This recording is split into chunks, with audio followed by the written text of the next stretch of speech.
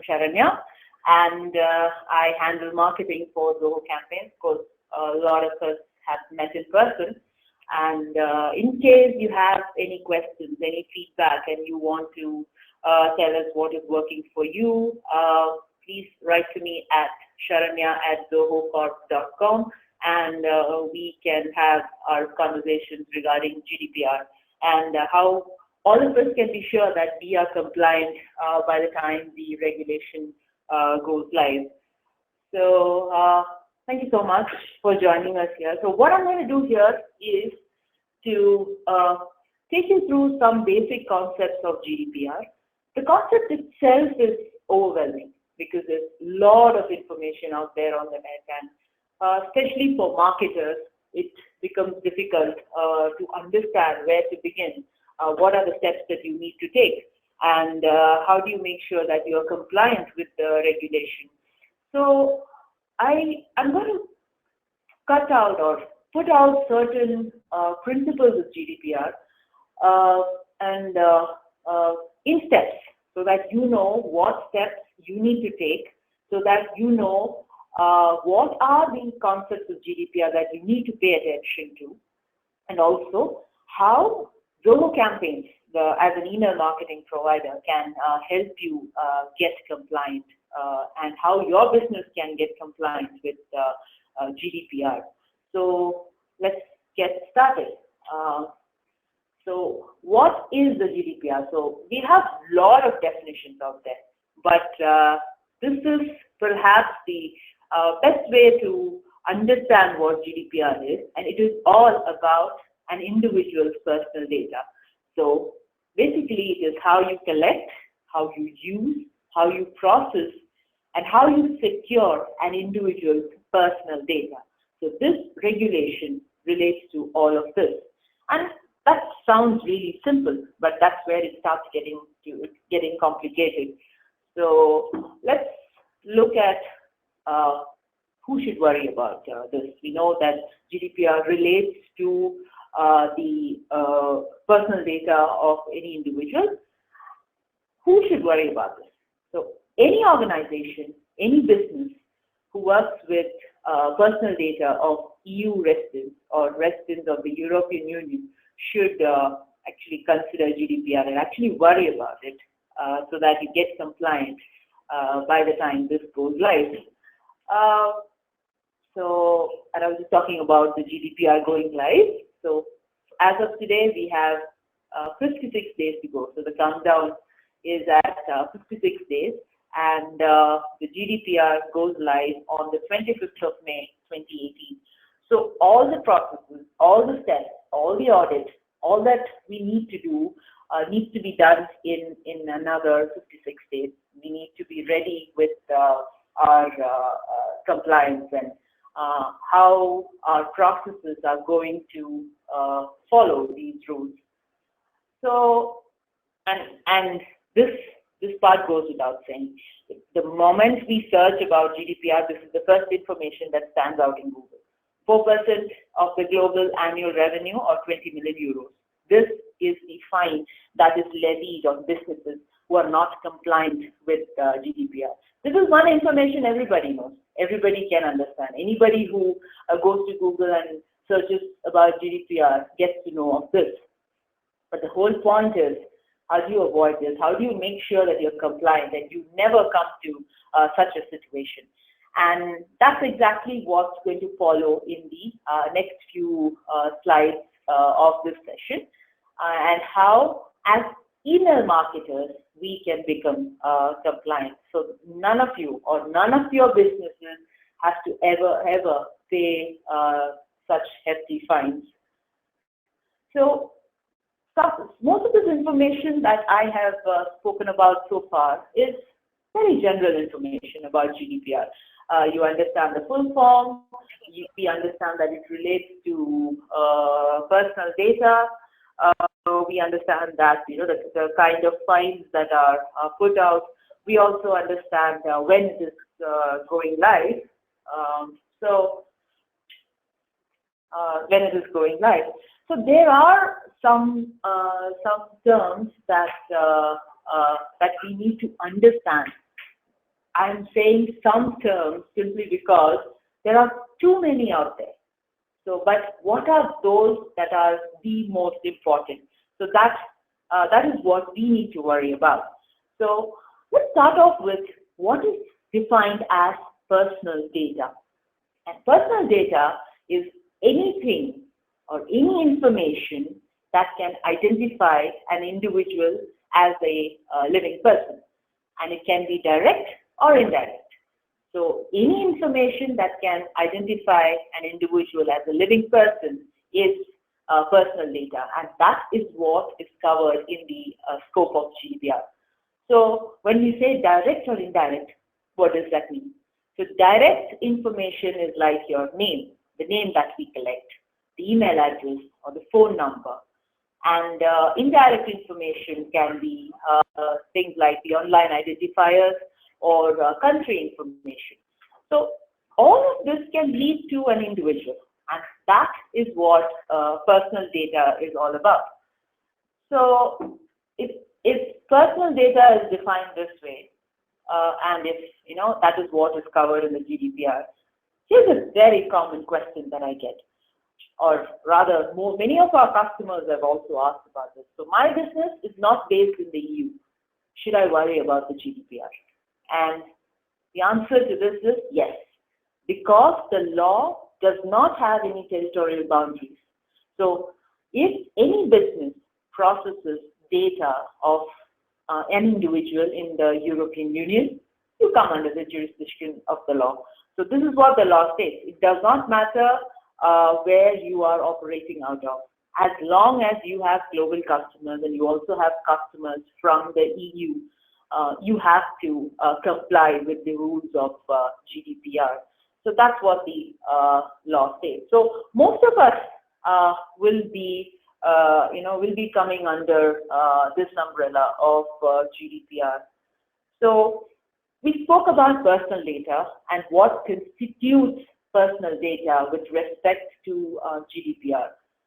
There are two other terms that I also want to mention, because these are some terms that you will read and hear a lot about whenever you're researching or trying to understand GDPR better.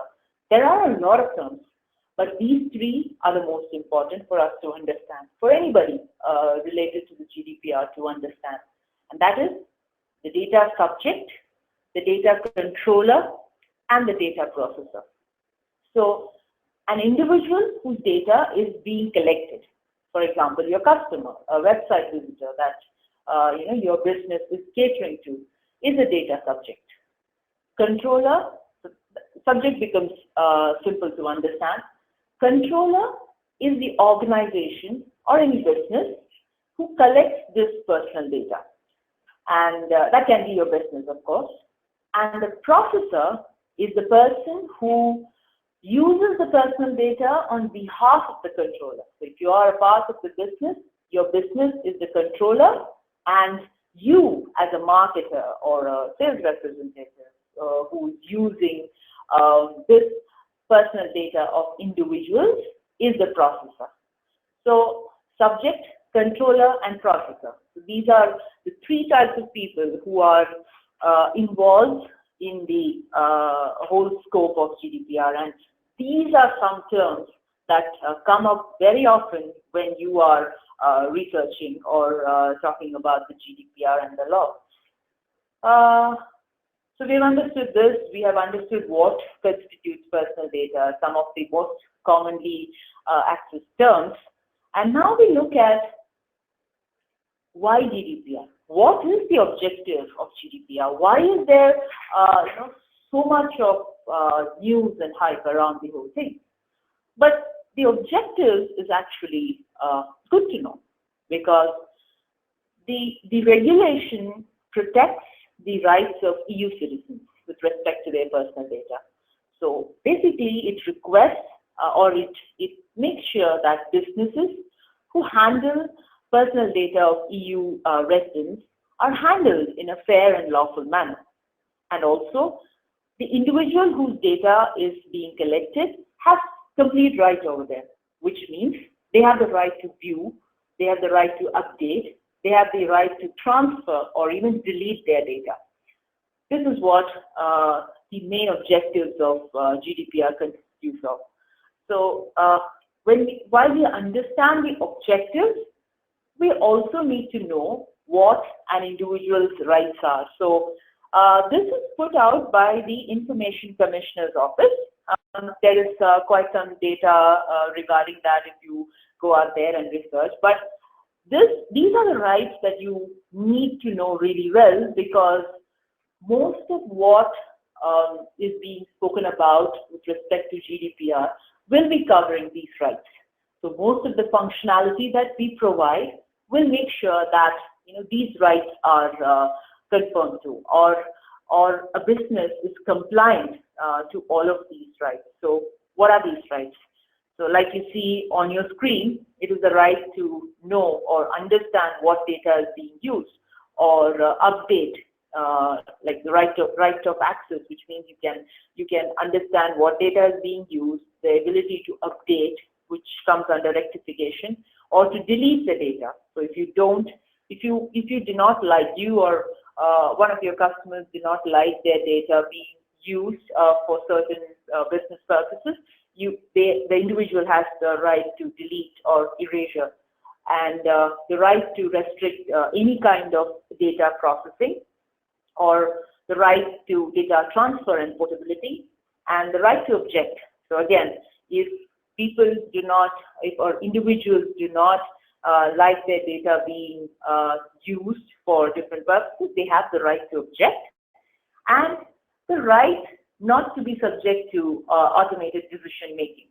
So most people can object to this as well. So as long as businesses comply or respect these rights of an individual, you can be sure that you are GDPR compliant. So most of that we are speaking about, and further on in the presentation, I also will be talking about some steps that you need to take. So all of this will be it will be just to make sure that all these rights of an individual are covered well. So that's it. Now let's look at the role of an email marketer. Like we were mentioning initially, the whole point of this session is to understand what GDPR is for email marketers. So what is the role of an email marketer with respect to this? What are the steps that they need to take? What is it that they need to understand? So I have broken this down into 4 parts, and that is, how do you collect the data? How do you process the data? How do you store and secure the data? And finally, transfer. So these are the 4 points that we as email marketers need to think about whenever we are reading, researching, or running processes to get compliant with GDPR. It's easier to put all the information that you have under these 4 sections, and also understand that these 4 sections make sure that the rights of an individual are respected. So do remember these 4 sections, and whenever you're reading about the GDPR or trying to make your business compliant with GDPR, make sure that you understand these 4 parts of any business: the collection, process, storage and security, and the transfer of an individual's data, and how your business handles them. So we'll go through each of these sections quickly and understand some do's and don'ts and what you should consider in each of them. So starting off with data collection, of course, this is where we, especially in the internet world, we put out different ways of collecting data, including forms, or we might go to trade shows, so all of this come under data collection. So whenever we are collecting data, here are some points that we need to remember. The very first point being stating the purpose of data collection. So the individual who is giving the information must know why they are giving this information. So the purpose needs to be really clear. And we need to obtain clear and affirmative consent, which means I can quickly show you an example of a form here. And if you see here, this particular little box, the check box is not ticked, and that is how it must be for GDPR compliance. And individuals or visitors who come here must tick the checkbox with their own consent. It should not be pre-ticked. Also, let's say this part is replaced by a this tick box section is replaced by a request for newsletter subscription. So if an individual, a visitor, does not tick the box saying they want to receive newsletters, we cannot, we or a business who is capturing this information cannot send newsletters to that individual. And this is what affirmative confirmation means. And of course, now we go back and look at some of the other points. We should not collect more data than is necessary. And we must not collect sensitive data for sure. Sensitive data can include some biometric data or data concerning health or data concerning racial or ethnic origins of South. So such data is considered to be extremely sensitive, and we must not collect any such data for business purposes. And also, under the GDPR umbrella, it's important that we are careful with what data we collect about children, and especially children under 13 years of age. So if we are, if a business is running a service for children, we must make sure that the privacy notice is really clear and in a language that can be understood by children. And we must definitely verify the age. And to verify this age, we must try and obtain parental consent. So with respect to children, we must be careful, and we must be careful of what data we collect about them.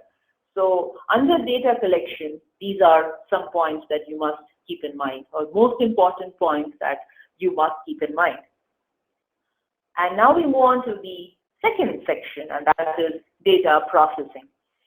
So what kind of processes do you run with the data that you hold about your customers or individuals?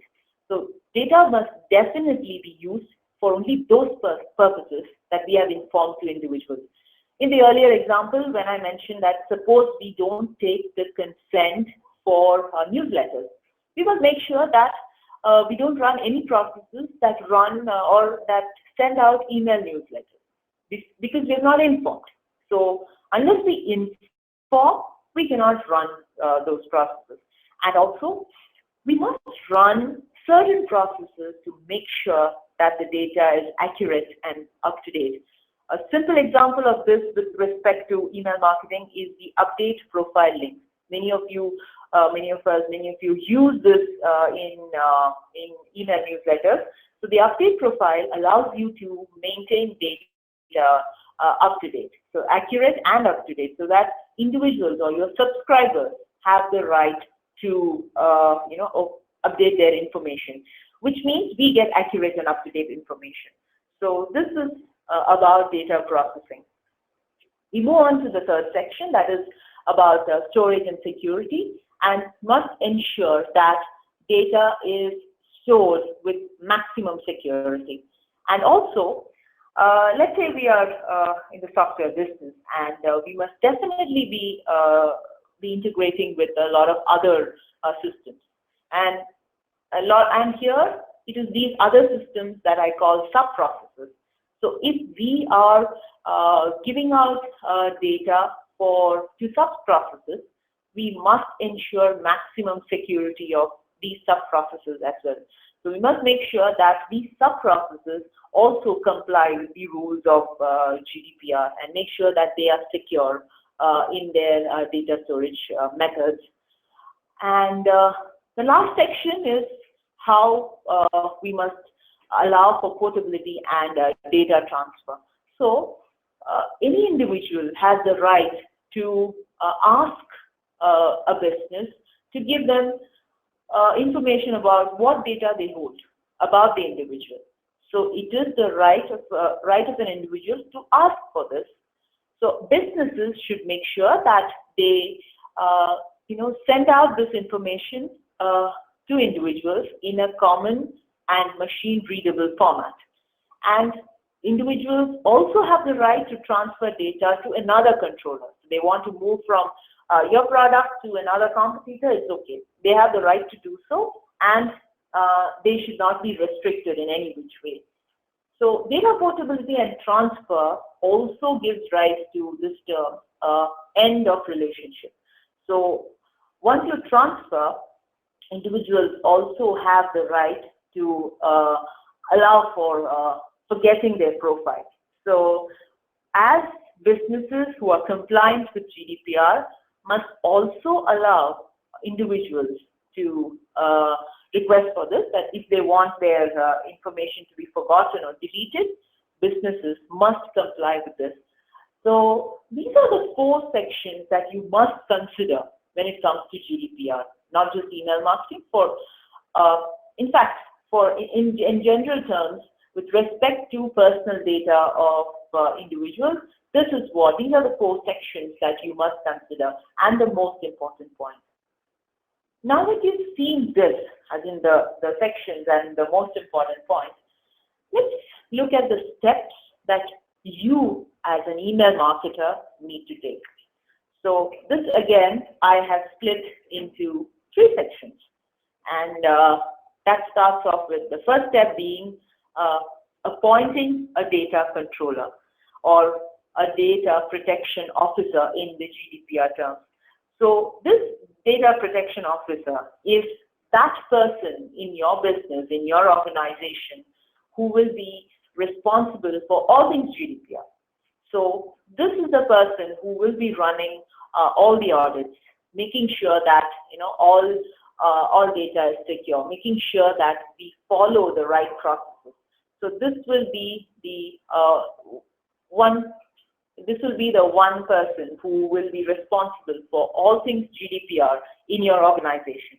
So that being the first step, once we have appointed the data protection officer, you need to audit your complete processes. Now, with respect to audit, it is generally called the privacy impact assessment. The term may sound tough, but it generally means if we are compliant with how we are collecting, storing, securing, and allowing for transfer of data. That's about it. I have also laid out a few points that you must consider, or the important points that you must consider during the audit. So first thing is, of course, data security and how you store them. During the audit, you must also ensure that you are keeping individual data that is most necessary and for as long as it is required, and not beyond that. So any data that is not required for any of your processes should not be kept with you. And you need to ensure during the audit that the data as of the day of audit is up to date and that it is accurate, and you're dealing with only the most up-to-date information. And also, like I said earlier, like software allow integration. So if you allow transfer data to other systems, we must make sure of the compliance of these third-party systems. And we must also inform your individuals that about this data flow. And individuals should have the right, or they should be given the ability to choose to allow this data flow or not. So if they give the right, we allow the integration in this case. If not, they do not receive this. And also the workflows, because most cases, workflows just happen, automation just happens without our knowledge. So we just set it up, we sometimes forget about it. Of course, that is the advantage of automation. But with respect to GDPR and during the audit, we need to make sure that we review all our workflows so that it is compliant with all that we have spoken about. So, and audit also includes how you have updated your terms of services, because you need to speak about the transparency well in your terms of services. And the audit time is also a good time to check your data collection points. If you remember, I showed you a sign-up form, and where we had the check boxes and all of that. These are little things that marketers generally miss out. So if we can keep a check on all the data collection points, that's a good thing, and we know what actions we need to take. So that was the second step. And the third, after audit, we need to obtain the consent. Obviously, our customers or individuals need to give us the permission to get in touch with them or to use their data.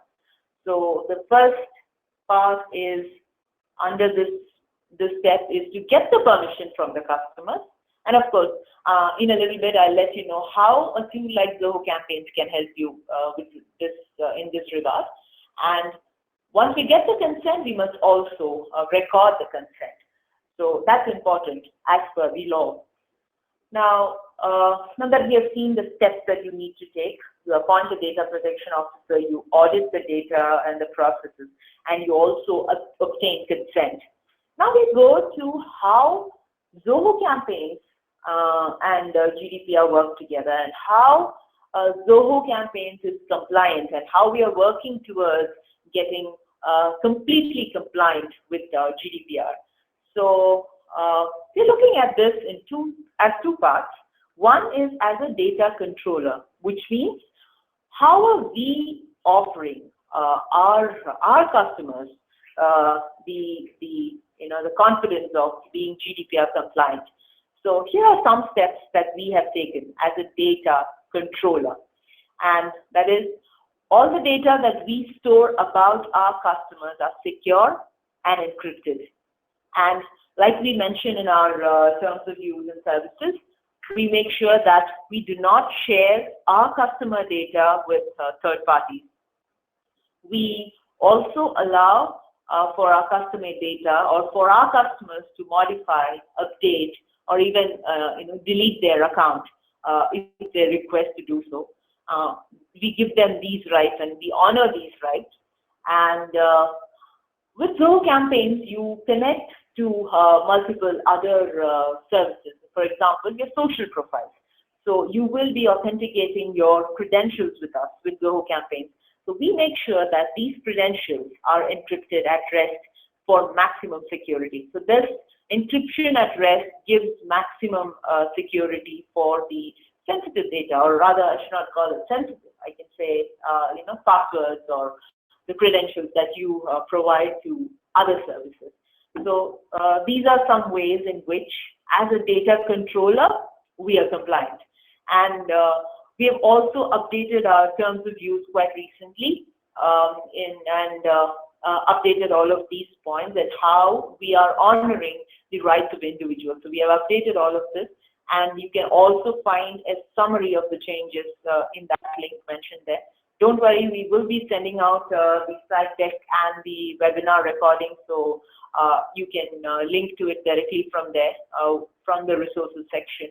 So, but we have updated all of this in our terms of use, and I just wanted to make sure that I bring this to all of your notices, so that you can also tell your customers, your clients, when you're speaking about Zoho Campaigns. So that is one part where Zoho Campaigns is the controller. Now, let's look at how Zoho Campaigns can help your business to get to become compliant with GDPR. So, what are the functionalities that you can use to get compliant with so that your business can get compliant with GDPR? So many of these features are already live, and we are also working on some new functionality that will be up in the next week or two, so that we are all ready for GDPR if you're using Zoho Campaigns. So here are some of the functionality. We allow for sign-up forms where we allow for double opt-in, which means subscribers or customers automatically give their consent in double opt-in. So this is clearly how permission is given with sign-up forms. Like I was mentioning, we allow for double opt-in, which means subscribers have to verify an email. So that way they provide complete permission for you to get in touch with them. So that is with respect to forms and double opt-in. We quite recently introduced consent campaigns.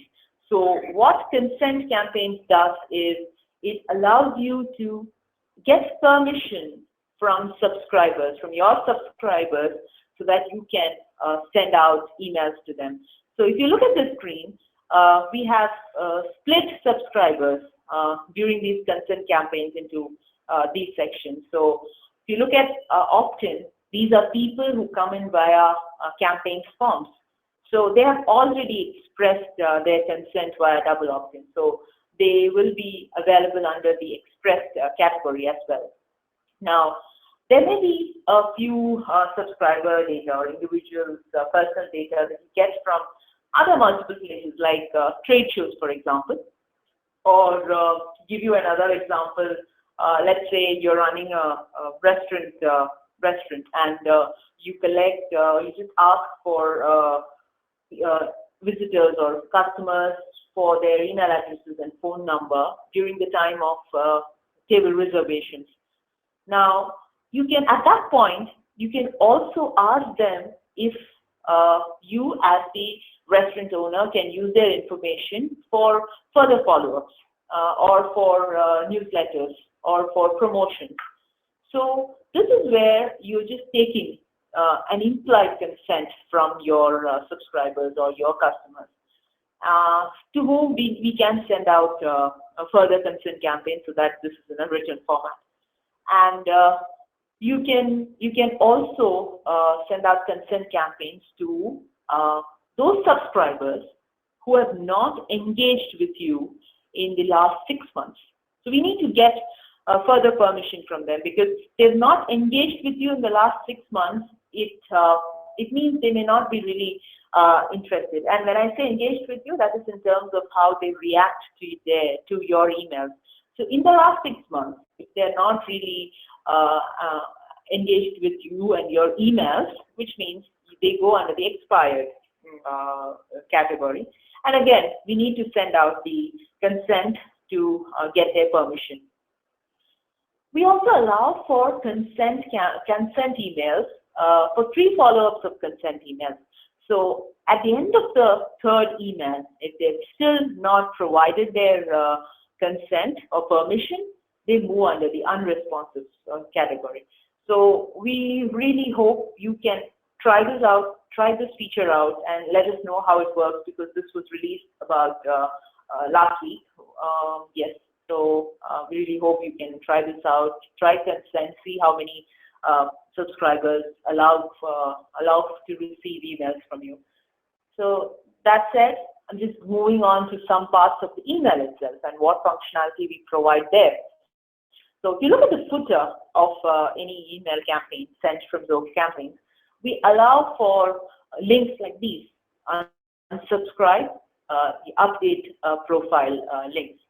So the update profile, and I've spoken about update profile a little bit earlier, where the update profile link helps to or gives the right to an individual to update their information.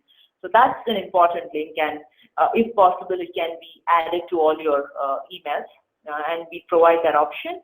And unsubscribe, of course, if they feel they do not want to receive any emails from you. This is a mandate with respect to email marketing. The unsubscribe link needs to be there. And here's how update profile. I want you to pay attention to update profile. So if you go to the section in your campaigns account under themes, the update profile section under themes, you will see the option to add multiple fields. So you can just drag a field that you think is a identifier information, and then you can add that there, so that subscribers have the option to update any information that you have about them. So this is a mandate as well. So make sure that your subscribers have this option. So the other part is how we provide security. So we are ISO 27001 certified, and this proves our maximum security, and it's a certificate of our security practices. And as far as transfer of data is concerned, we offer them with password protected files. So that's how data security works with, and that is the functionality that we provide. I also wanted to pay attention to, specific attention to unsubscribe, because that makes sure that the right to object is honored, and you can use the unsubscribe merge tag in all of your campaigns. It is definitely mandatory. While we are reviewing the campaigns, we make sure that all of this is available and these options or these rights are being honored when you're sending out campaigns. With respect to data transfer, here's some functionality that we have. We allow to migrate data to the EU data center, and also with respect to transfer of data to other services, we make sure that you as a customer can enable this. So if you feel the other service is not compliant, you can choose not to integrate with campaigns at all. So this option is there as well. So this is some of the functionality that is already present. Now here are a few more things that we are working on. That is the option to include a customer's privacy policy in forms. So we need to state the purpose really clearly, and that includes showing the privacy policy. Privacy policy mentions how transparent you are with respect to handling data. So we are providing this option. We are also working on providing the option to mark fields as personally identified information, or PII. So once you mark a field as PII, it will be encrypted at rest, which deals with maximum security. The only check here is it may have a few restrictions with respect to search. So that's another functionality that we are working on. We are also working on providing a one-click unsubscribe option, and also right next to the, just like the update profile link that you saw on the footer, you can also add the option to remove or forget a profile. So these are some functionalities that we are currently working to become completely GDPR compliant, and this will be out very soon. So these are some other functionality that you can use as well. We are also working on a couple of other things like imprints. So according to the German law, it's important, apart from the update profile or org details or company details, it's mandatory that the name of the organization or corporate email address, the company address, the VAT ID, and the phone number is present clearly anywhere inside the email content. So calling this imprint, so we are giving the option via merge fields to add them to the template or your email content itself, anywhere in the email content itself. So this is some steps that we are taking with respect to the German law. And of course, the automated switch to the EU data center. That is also something that we are working on, so that there is automatic switching, and you can move all your data to the EU data center. So that said, let's also look at what you have to do in case there is a data breach. So you use all of this functionality, yet there is data breach. So the moment you come to know of this, you as a controller or a business who is handling individuals' data must notify stakeholders within 72 hours of the breach. So that is what the law states. So within 72 hours, we should make sure that this information is passed down so that the right steps are taken. So there is a time limit of 72 hours within the law.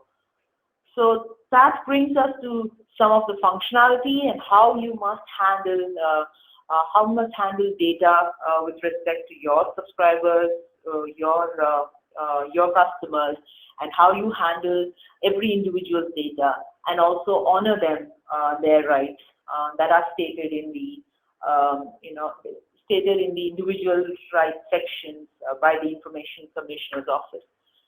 So we speak so much about GDPR, but I would definitely say GDPR is good. And why? Because this is giving us a chance to clean all data that is available with respect to email marketing. And you only communicate with those people who have given you permission. This also means your list, let's say you send out consent campaigns, your list may shrink. You may have smaller lists, but that's all right. Your conversion rate will definitely increase.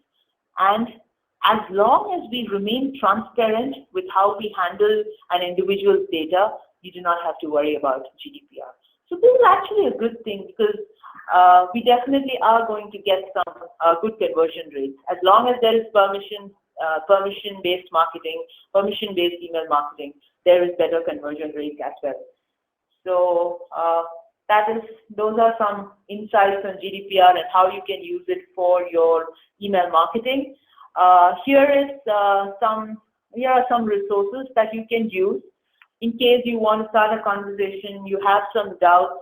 You can either write to our support at zohocampaigns.com, or you can write directly to me at sharanya@zohocorp.com, and we can get the conversation going, and I can also share some ideas. You can share some ideas with us, and this will work out for the benefit of both our businesses. So, and in case you have more questions, please feel free to add it in the chat bar. And we have the complete team sitting here who will be answering all of your questions. And thank you so much once again. So please do let us know if you have any questions. We'll be here for some time. And some of the most commonly asked questions, I will be calling it out for the benefit of the larger audience. And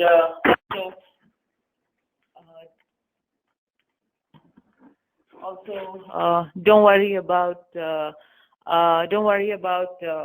presentation. We will be sending that out to you via email once this session is over. So thank you so much for joining us. Please do write your questions, and we'll be here answering them for a while. Thank you.